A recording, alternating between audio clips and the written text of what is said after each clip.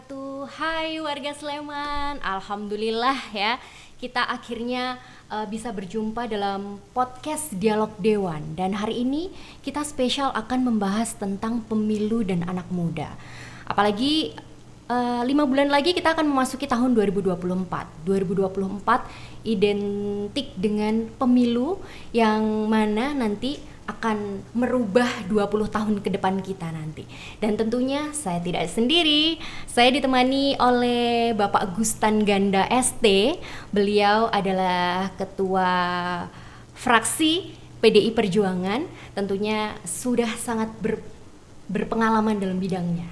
Hai Pak Ganda. Halo Mbak Ajeng. Alhamdulillah cerah banget ya Pak hari ini. Harus cerah ya, karena membahas anak muda. Benar, semangat gitu ya. Harus semangat Gimana? karena anak muda. Oke, gimana kabarnya Pak? Sehat. Sehat ya. Apa kesibukannya akhir-akhir ini Pak? Ya, karena ini sudah mendekati pemilu, karena saya juga pimpinan partai, tentunya saya mempersiapkan pemilu serentak 2024. Oke, Pak, hari ini saya mau ngajak ngobrol, mau ngebahas sesuatu tentang pemilu dan juga anak muda nih Pak. Mungkin Pak Ganda bisa jelaskan dulu bagaimana sih Pak pemilu tuh apa gitu. Jadi ini baru saja kita mendapatkan keputusan MK bahwa MK menolak pemilihan tertutup. Oke. Jadi ini sesuai dengan anak muda, bahwa anak muda ini suka keterbukaan informasi. Betul. Nah, besok ini akan sistemnya adalah terbuka, bahwa semua orang berhak memilih calonnya masing-masing yang tentunya dianggap itu layak untuk dijadikan seorang pemimpin. Benar. Dan tentunya kali ini kita akan menghadapi tiga lapisan gitu ya. Ada milenial, salah satunya milenial dan juga Gen Z gitu, yang kayaknya lagi rame-ramenya gitu ya. Kalau saya lihat ya Pak, anak-anak Gen Z, milenial itu emang deket sekali dengan sosial media. Nah, menurut Pak Ganda nih, sosial media ini baiknya dimanfaatkan untuk seperti apa sih dalam hal pemilu gitu? Ada hal yang tidak bisa kita tolak, yaitu kemajuan zaman. Salah satunya adalah kekuatan media. Nah, kekuatan media ini mempunyai algoritma yang cukup baik. Yang terakhir algoritma yang cukup baik dan nantinya akan menjadi luar biasa ini adalah TikTok. Betul. Jadi kalau kita mempunyai Facebook, ketika ada unggahan itu hanya yang berteman yang melihat. Instagram juga seperti itu. Tapi tiba-tiba ini ada yang namanya media sosial TikTok. Tidak berteman pun kita akan bisa melihat unggahan itu ketika itu menjadi FYP. Betul. Nah, disinilah tantangannya bagi semua stakeholder, baik pemerintah, partai politik, dan calon yang akan maju baik di pileg, pilpres, dan pilkada. Iya, interaksi akan lebih mudah gitu ya Pak ya. Betul, dengan kalau adanya itu ditangkap TikTok, dengan baik. Iya, Instagram dan segala macam. Nah, sosial media yang paling tepat untuk kita berdemokrasi dengan baik itu apa aja Pak? Sebenarnya platformnya beda-beda. Ya. Jadi harus kita sesuaikan. Dan ini yang terjadi di anak muda. Kalau di Twitter itu pembahasannya adalah pembahasan yang detail dan cukup berat. Kalau Facebook, ini rata-rata penggunanya ini adalah pre-boomer, baby boomer, dan bagian dari Gen X gitu. Yeah. Tapi kalau anak muda lebih banyak ke Instagram. Tapi yang easy going itu tadi TikTok, itu bisa dimasukin siapapun. Makanya kenapa ini TikTok menjadi luar biasa, karena algoritmanya cukup baik. Dan ini yang kekinian sekali. Betul ya Pak ya.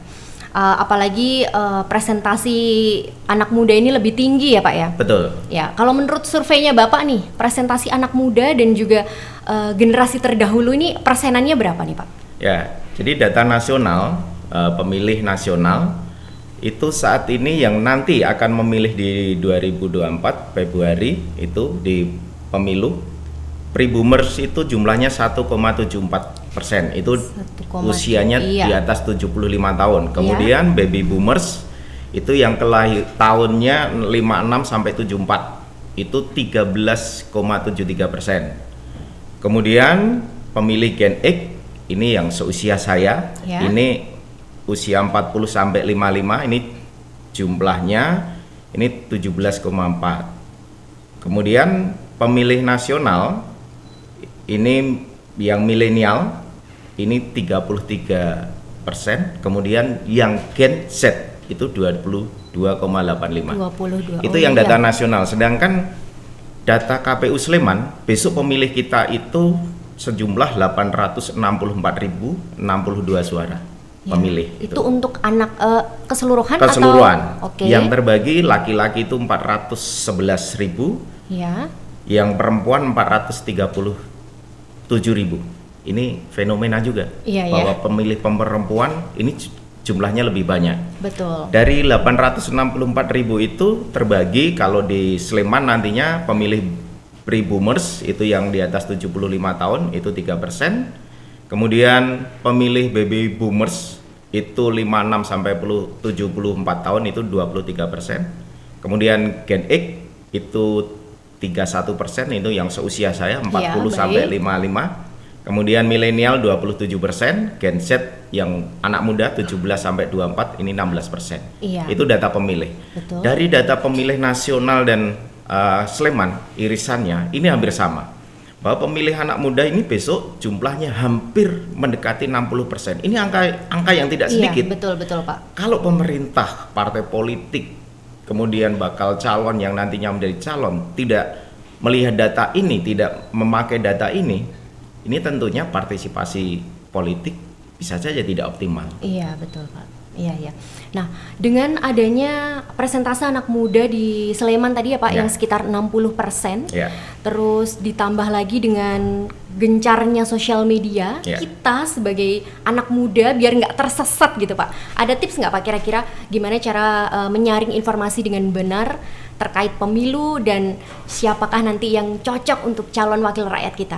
Nah, inilah hebatnya anak muda sekarang yang Gen Z dan milenial. Betul. Bahwa mereka sangat melek teknologi, itu yang pertama. Yang kedua, Gen Z ini bahkan tidak hanya melek, mereka sangat menguasai teknologi. Ya. Kemudian sifat anak muda selanjutnya bahwa mereka suka berkomunikasi, dan ini membuktikan bahwa anak muda ini suka mencari informasi. Cuma caranya beda. Ya.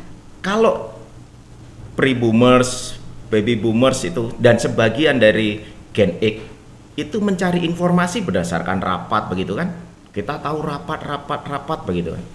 Itu makanya kalau orang kolonial, istilahnya yang pre-boomers, baby boomers dan sebagian dari milenial itu kolonial gitu kan, mengadakan mencari informasi ini berdasarkan rapat. Tapi anak muda tidak lagi, bukannya mereka apatis, tapi mereka mencari dari media sosial. Itu sifat anak muda. Nah, ini yang harus kita pahami. Kan ada anggapan bahwa anak muda ini apatis. Tidak, sebenarnya mereka peduli, tapi caranya yang lain. Gitu. Jadi kalau anak muda diundang rapat ini nggak suka. Kenapa? Sifatnya sudah lain. Makanya ini kan tergambar ini. Setiap kita ada kampanye, kemudian calon ini berkampanye, ketemunya apa? Mungkin di RT, di padukuan begitu kan? KWT, kelompok ternak, kelompok tani. Itu usianya apa? Yang kolonial tadi. X ke atas tadi yang kita golongkan ke kolonial. Anak muda suka nggak? Suka, tapi caranya lain. Kalaupun berkumpul mereka tidak rapat kayak di ruangan, tapi mereka di tempat kopi. Terbuka ya Pak, di ruang-ruang terbuka. Ini sifatnya anak muda, ini yang harus kita pahami. Iya ya Pak. Nah, tapi Pak, kita kalau melihat fenomena-fenomena yang beredar gitu ya, sebenarnya saya banyak melihat anak-anak muda yang udah cuek gitu sama politik. Saya nggak mau percaya. Inilah itulah. Itu karena banyaknya berita yang berseliweran di sosial media tentang bagaimana wakil rakyat kita, bagaimana pejabat pemerintahan yang ada untuk sekarang ini gitu. Banyaknya rumor yang beredar. Menurut Bapak, fenomena seperti itu penyebabnya apa Pak? Jadi gini, ini tidak salah. Tapi ini gambaran yang kita hadapi sekarang. Bahwa anak muda ini tidak tertarik dengan namanya politik dan pemilu. Kenapa? Ada sebabnya. Pertama, minimnya literasi tentang budaya. Kemudian literasi itu termasuk literasi politik, begitu. Literasi pemilu. Mereka tidak tertarik. Nah, kenapa mereka tidak tertarik? Karena yang mereka baca itu adalah banyak berita-berita yang menimbulkan citra tidak baik dari para pemimpin yang sudah dipilihnya. Iya. Nah, ini juga ada survei. Kenapa sih kok beritanya yang muncul banyak yang jelek? Iya. Dalam survei pernah ada yang mengatakan bahwa ketika hal buruk itu diberitakan minimal ke 15 orang. Itu berita buruk ya, minimal loh ya. Sedangkan berita baik ini diceritakan maksimal ke 10 orang. Jadi salah satu contoh ini, ada anggota dewan kepala daerah yang baik. Ya. Maksimal ini diberitakan kepada 10 orang. Bisa saja diberitakan kepada 1 orang. Jadi kapitalisasinya sangat minim. Tetapi ketika ada anggota dewan, menteri, pejabat apapun melakukan suatu hal yang tidak baik, Ya. melanggar norma, melanggar undang-undang, minimal diberitakan kepada 15 orang. Makanya kita lihat media ini. Media banyak yang memberitakan ini pejabat yang korupsi, kemudian yang melanggar norma, kemudian melakukan kekerasan begitu kan. Padahal yang berita baik itu jauh lebih banyak. Iya. Anggota dewan, pejabat yang baik itu jauh lebih banyak, tetapi tidak diberitakan. Kenapa sih? Itu tadi surveinya bahwa sifat bagian dari orang itu kalau ada berita jelek itu semangatnya minimal ke 15. Bisa saja ke 50 orang. Betul. Tapi kalau berita baik itu maksimal ke 10. Bisa saja hanya diberitakan 1 orang. Nah inilah. Karena berita ini kemudian informasi sekarang terbuka, banyak media sosial, anak muda ini sangat tinggi dalam menggunakan media sosial. Akhirnya apa? Mereka ini melihat bahwa yang adanya hal yang buruk. Akhirnya apa? Mohon maaf, anak muda tidak tertarik kepada politik. Itu kan dasarnya. Gitu ya Pak ya. Dengan Pak Ganda sudah menjadi dewan, anggota dewan 2 periode ya Pak ya? 2 periode. Berarti totalnya hampir 10 tahun. Ya. Berbagai generasi, berbagai lini Ya. sudah Bapak temui, sudah Bapak rasakan. Nah, kira-kira kalau melihat anak-anak muda ini agar supaya tertarik nih masuk, setidaknya ikut berdemokrasi dengan baik, itu bagaimana Pak? Sebentar Pak, tapi jangan dijawab dulu karena masih ada jeda sebentar.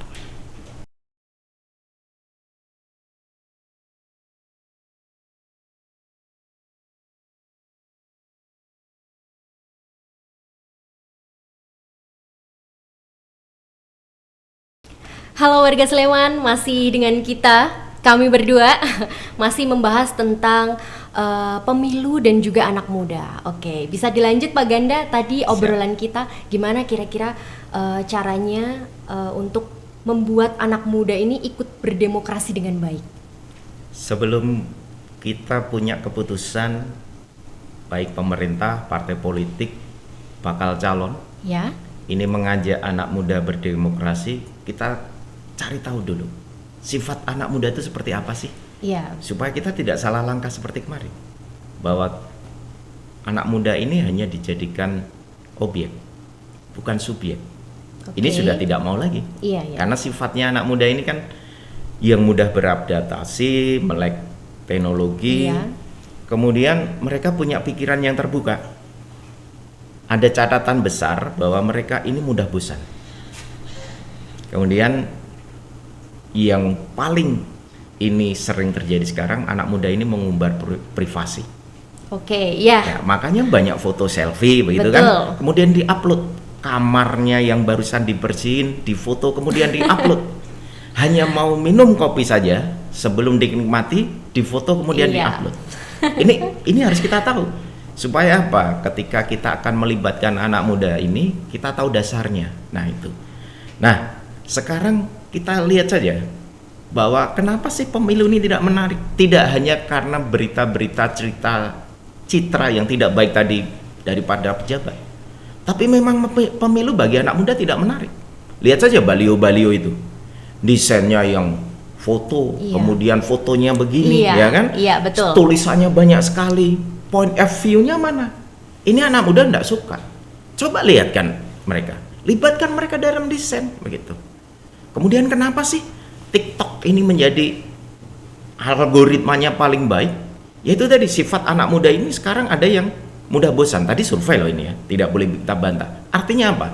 Ketika YouTube itu kita harus melihat dalam durasi setengah jam, 1 jam begitu kan. TikTok ini hanya 3 menit, 30 detik. Ini yang anak muda sukai dan itu informasinya cukup terserap. Iya, Pak. Nah, makanya kita, pemerintah, kemudian partai politik, calon ini harus tahu. Oh, ini sifatnya anak muda. Oh, begitu. Libatkan mereka. Tidak hanya sebagai objek bahwa angkanya tadi yang hampir 60% dianggap sebagai pemilih. Yang mereka mesti tidak akan terlibat. Ini bukti CSIS ini pada akhir tahun 2022 melakukan survei di umur 17 tahun hingga 39 tahun. Itu berarti generasi milenial sama generasi Z, ya. Bahwa yang tertarik menjadi anggota dewan itu hanya 14%. Yang tertarik menjadi kepala daerah itu hanya 13%. 84% lainnya mereka tidak tertarik. Kemudian ada survei yang lebih mengagetkan. 1,1% anak muda ini hanya ingin masuk partai politik. Artinya apa? 90% mereka tidak tertarik politik. Tetapi bukan berarti mereka tidak suka organisasi. Ketika mereka ditanya tertarik tidak masuk organisasi, 21% mereka tertarik organisasi, tetapi tidak di partai politik. Artinya apa? Partai politik belum menarik. Iya. Ini yang harus kita lakukan, siapapun itu, semua stakeholder itu untuk mengajak anak muda sebagai subjek dalam pemilu ini. Oke, berarti kita nih Pak sebagai anak muda kalau ingin berpartisipasi berpolitik juga sebenarnya kita bisa dong ya, dan sah-sah aja kalau kita aku pengen nih jadi anggota dewan, bisa ya Pak ya? Sangat bisa. Apa saja Pak yang dipersiapkan agar kita ini pantas menjadi wakil rakyat nanti? Jadi persiapan itu sebenarnya sudah ada yang namanya rekam jejak. Track record. Ya, track record itu. Apalagi sekarang rekam jejak ini sangat mudah kita cari tahu. Betul. Kalau dulu rekam jejak itu harus disampaikan secara verbal, kita rapat begitu kan. Saya ini adalah gini-gini kan. Tapi sekarang tidak. Cukup saja. Misalnya Gustan Ganda gitu.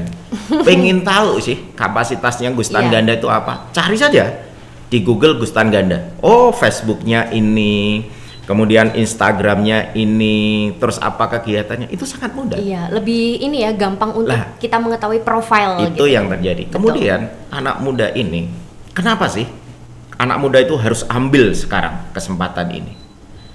Karena saat ini kita punya lonjakan penduduk dan itu usianya yang tadi kita katakan bahwa itu usia anak muda. Nah, besok kita ini 2045 sudah ditegaskan oleh Presiden Jokowi sebagai generasi emas. Harus kita mulai dari sekarang ini. Tetapi data tadi mengatakan bahwa 84 itu pada tidak tertarik. Kenapa? Karena yang dilihat yang tidak baik. Ini, makanya kita harus rubah ini. Makanya para pejabat ini juga harus merubah citra dirinya. Bahwa sesuatu yang baik itu harus kita beritakan. Kita masih lewat mana? Media-media yang disukai anak muda. Jangan beritakan itu di rapat begitu kan. Anak muda nggak datang. Bisa saja ya, kalau rapat itu dihadiri oleh 20 orang, 30 orang, maksimal 100 orang. Tapi ketika itu ada di media sosial, bisa saja dibaca oleh anak muda yang jumlahnya ribuan. Betul. Kan? Begitu di kan? seluruh lapisan gitu di ya Pak ya? Lapisan. Iya, betul. Kita kalau rapat itu kan hanya terbatas dalam satu ruangan. Tapi ketika kita mediakan itu di sosial itu, kita bisa dibaca. Misalnya saya pemilihan dapil Gamping Mladi. Ketika rapat saya hanya bisa mengundang 100 orang maksimal. Tetapi ketika saya upload di media sosial yang platformnya itu anak muda sekali, bisa terlihat sampai ratusan orang, 4 kali lipat. Jadi mereka peduli. Namun mohon maaf, kenapa? Loh, berarti anak muda suka melihat itu? Suka. Tapi harus kita lihat juga, menarik enggak desainnya? Menarik. Kayak sekarang ini kita bikin podcast gitu, menarik enggak sih? Belum tentu podcast itu juga dilihat. Betul. Pertama, bahasanya. Betul. Kalau kita membahas pembangunan infrastruktur, mohon maaf, anak muda tidak akan melihat. Mereka tidak peduli infrastruktur, peduli. Cuma apa? Mereka tidak suka membahas. Kenapa? Itu kewajiban pemerintah. Ketika ada infrastruktur yang tidak baik, mereka tinggal foto, upload, Iya, ya kan? iya, Kemudian betul. jadi viral. Kemudian pemerintah turun tangan. Lah ini bukti bahwa pemuda ini, anak muda ini peduli kok, peduli. Cuma kita harus paham aja sifatnya mereka seperti apa.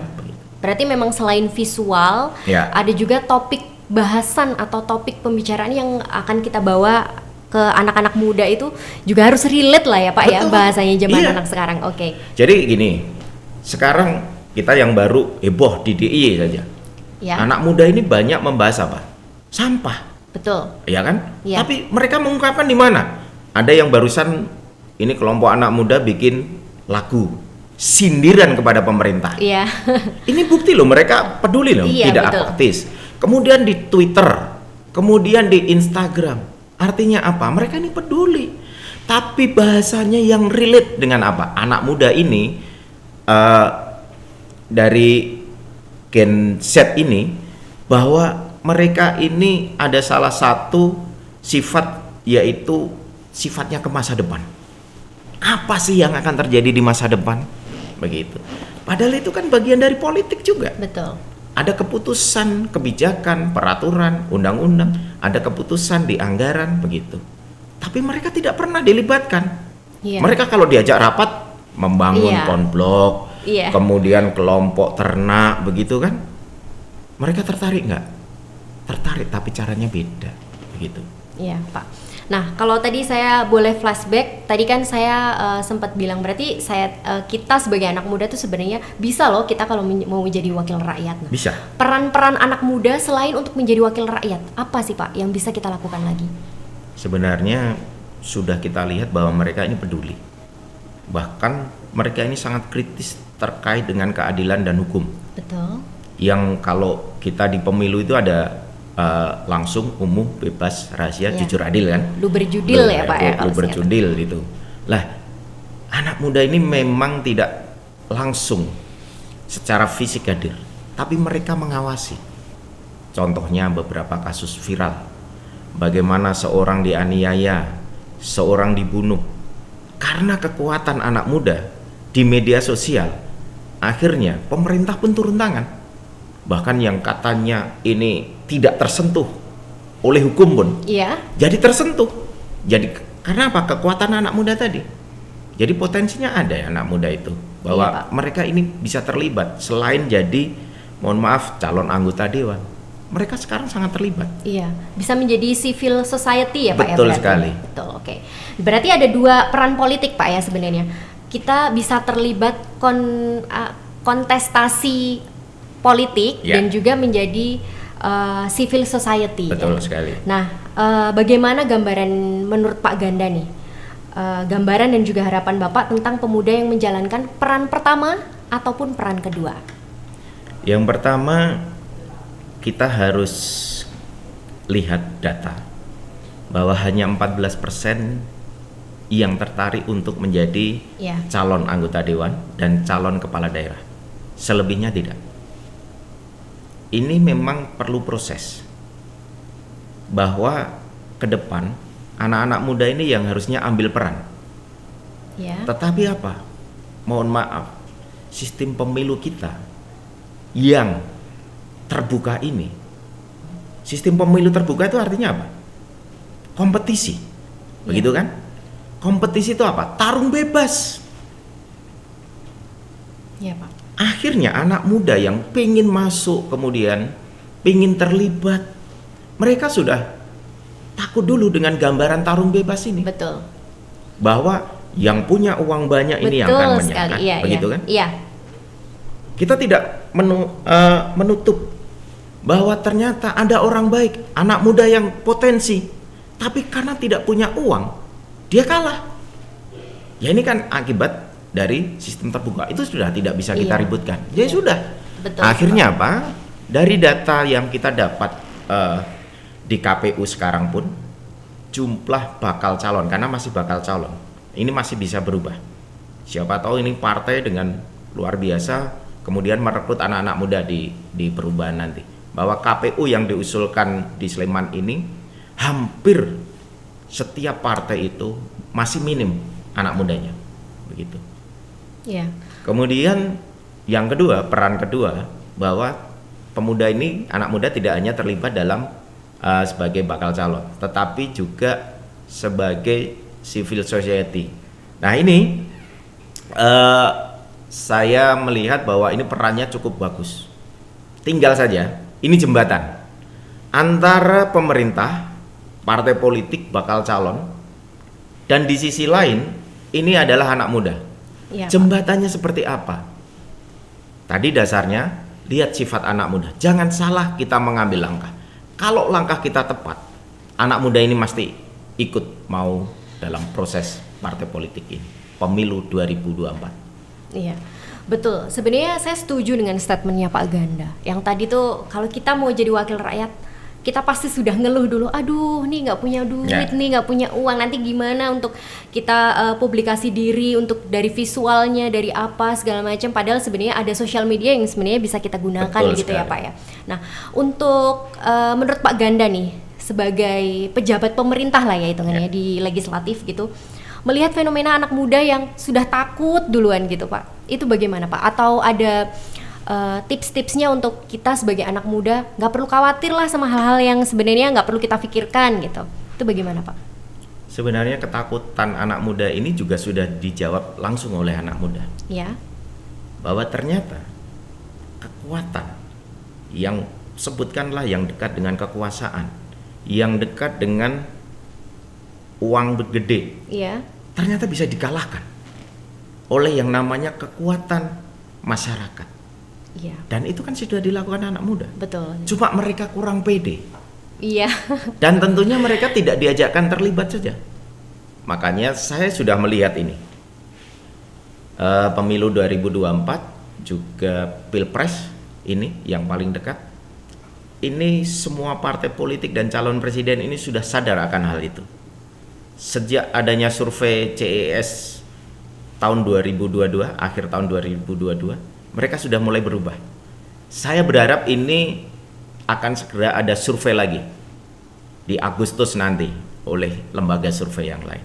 Dan akhirnya data 2022 akan terlihat perubahan di 2023. Kalau itu terjadi dan itu dilakukan secara masif, kita belum terlambat. Anak muda pasti akan peduli dengan pemilu serentak 2024, baik pemilihan presiden, pemilihan legislatif, dan pemilihan kepala daerah di November 2024. Iya.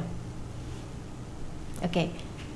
Masih ada lanjutannya Pak? Sudah. Oke, Pak. Tadi kan sempat kita bahas lagi ya, kita bahas tentang bagaimana pemilu itu sebenarnya memang sangat bisa kita dekatkan dengan anak muda gitu lah ya betul. Pak ya.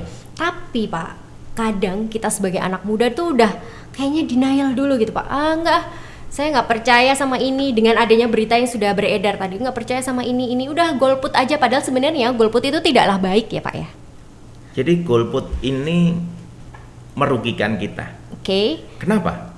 Mohon maaf, ketika kita golput dan ada yang terpilih tidak sesuai dengan harapan kita, Ya. kita kan yang rugi. Iya. Tetapi ketika ini kita peduli, anak muda peduli, melihat dari semua calon sekarang, cari tahu. Ini anak muda kan curang, cari informasi. Lakukan itu kekuatan, bahwa dengan kekuatan anak muda, kekuatan media, ini mampu membuktikan bahwa yang berkuasa, dekat dengan kekuasaan, dekat dengan kapital uang yang besar, belum tentu bisa menang. Ini saatnya anak muda harus membuktikan. Begitu. Ini saatnya anak muda harus membuktikan, benar ya Pak. Dan dari segala tantangan yang ada Pak, gimana menurut Pak Ganda sebagai pejabat pemerintah untuk mengatasi segala tantangan sama kendala itu tadi Pak?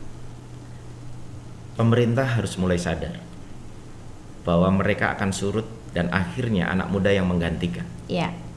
Yang kedua, kita harus ada jembatan komunikasi bahwa program yang akan dilaksanakan juga anggaran yang akan diturunkan? Cobalah sekarang lebih berpihak kepada anak muda, jumlahnya 60% loh, ya kan? Tapi kan sekarang anggaran jauh lebih besar untuk, mohon maaf, yang tadi kurang menyentuh Ya. anak muda. Cobalah kayak gini, misalnya ini bagus sekali ini, DPRD Sleman membuat podcast ini. Iya, Ini kan anak muda sekali. betul. Kalau ini banyak dilakukan, akhirnya apa? Anak muda akan banyak melihat lewat dunia media sosial bahwa ternyata politik itu baik, bahwa caranya untuk merubah keadaan itu, bahwa saya harus masuk ke dalam lingkaran politik, begitu. Politik itu nggak jahat. Yang jahat adalah orang-orang yang memanfaatkan politik untuk kepentingan kelompok dan pribadinya, bukan untuk kesejahteraan rakyatnya. Itu. Kalau anak muda nggak setuju, masuk dan rubahlah. Masuk dan rubahlah. Tapi kalau golput, mohon maaf, itu saja yang akan menguasai pemerintahan, menguasai kedudukan. Tapi ketika anak muda mau peduli, masuk, pasti akan berubah. Jadi kita harus mau bergerak nih teman-teman. Kalau kita mau memang benar-benar ikut merubah situasi politik sekarang, situasi yang ada di pemerintahan sekarang. Jadi kita emang harus bergerak, harus memberi pengaruh yang baik untuk sesamanya gitu. Nah, mungkin Pak Ganda, untuk kita menutup podcast kita pada hari ini, mungkin Pak Ganda bisa memberikan tips and trick bagaimana kita sebaiknya menjadi anak muda yang ingin berdemokrasi dengan baik dan tepat. Jadi saya melihat potensi anak muda ini luar biasa. Cuma mereka belum tertarik masuk dalam lingkaran demokrasi, baik itu sebagai kontestan, ataupun masuk dalam partai politik, ataupun masuk dalam tim bakal calon. Saya minta pada anak muda yang punya potensi yang luar biasa ini, ayolah, kita butuh anak muda yang jumlahnya 60%. Sudah saatnya generasi emas 2045 ini kita mulai dari sekarang. Ambil peran, ambil kesempatan, dan saya yakin ketika anak muda masuk akan merubah kondisi yang ada saat ini. Betul. Sudah gitu. Begitu. Jadi intinya kita sebagai anak muda nih teman-teman, jangan pernah takut untuk ikut kontestasi politik, dan atau setidaknya kita bisa melakukan memberikan kekuatan civil society dan melakukan hal-hal baik, atau memberikan edukasi kepada teman-teman kita bahwa golput itu adalah tidak baik. Saya dan juga Pak Gustan Ganda hari ini pamit ya. Kita bisa menyaksikan podcast obrolan rakyat di episode selanjutnya. Saya pamit. Bapak juga pamit? Siap. Wassalamualaikum warahmatullahi wabarakatuh. Bye-bye.